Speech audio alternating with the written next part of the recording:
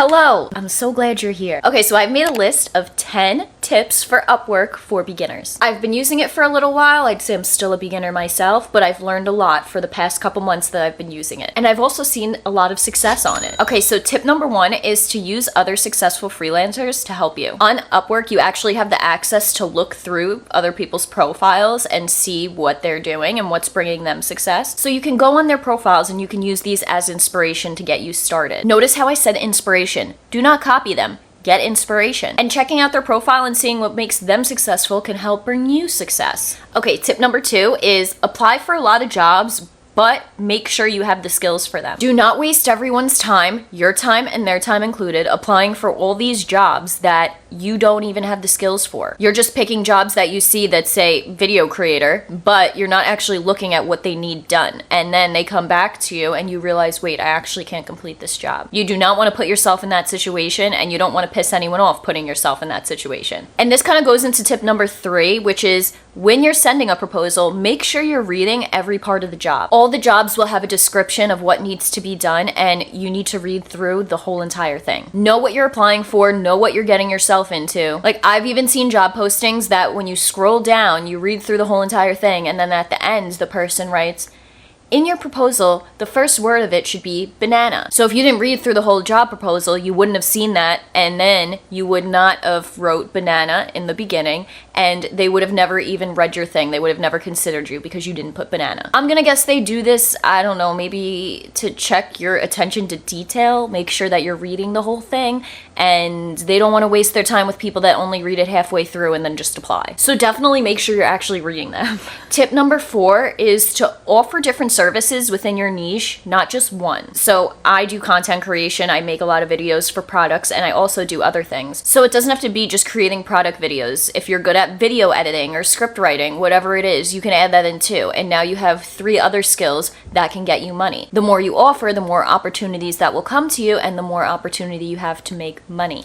Okay, tip number 5 is to start off with one-off projects in the beginning. So if you just make your profile and you don't have any work on there, so it's blank, you're brand new, and then you're applying to all these jobs that are very long term. On Upwork, you complete the jobs, and once you complete it, you get a review. And this affects your score on Upwork.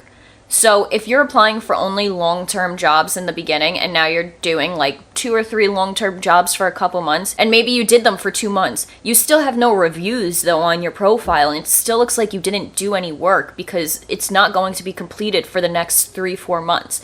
So if you're new to it, try and do a couple of one-off jobs where you just edit a video for someone and then it's done and they can leave you a review on that. Just to get your reviews up, just to get your profile moving. You want a client to see work and you want them to see reviews when they get onto your profile, not just a blank profile. So one and done jobs are really good in the beginning, just to get yourself moving. Tip number 6 is to be professional and friendly. Not just professional. I always try and be friendly and professional, and I always get the same in return. And I love when I get compliments on this specifically. No matter what, no matter who you're talking to, there's a human on the other side of that screen. Just because they own a business or company doesn't make them any less human than us. And I've honestly noticed when businesses reach out to me, it's not always so professional, you know what I mean? Like, they are friendly, and, you know, just don't make it so serious. I love nothing more than when I'm talking to a brand or talking to a client and they're just like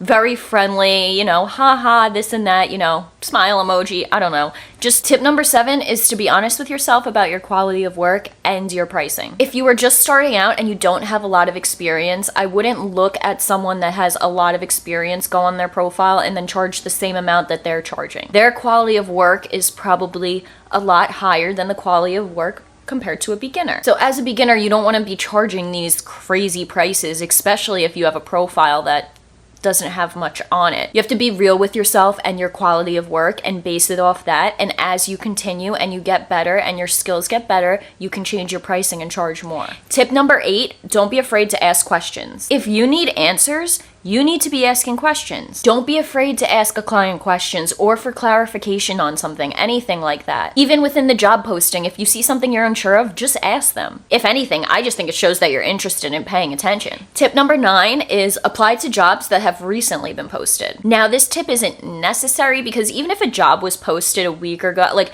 it's not that people will not respond to you, but if you sign on and you see a job was posted like 10-15 minutes ago and it's something that you want to apply for, just go for it, because usually when they just posted it, you're going to get a response fairly quickly rather than someone that posted a job like a week ago. Sometimes it'll take them a little longer to reply if they're not always on Upwork. So a lot of times if I'm just going, I do look for jobs that were recently posted. And on Upwork, you can filter the timeline too to do that. Okay, tip number 10 is to turn on your availability badge. This badge is on your profile and it's always turned off unless you turn it on yourself. And that's because it costs connects to keep it on. It costs 7 connects a week, so 1 connect a day, to keep your availability badge on. Now listen, I don't really know if it 100% worked. This is what Upwork told me, but it says that you are 50% more likely to receive inbounds and messages having your availability badge on as opposed to having it off. I think I've had mine on now for probably like 3-4 months,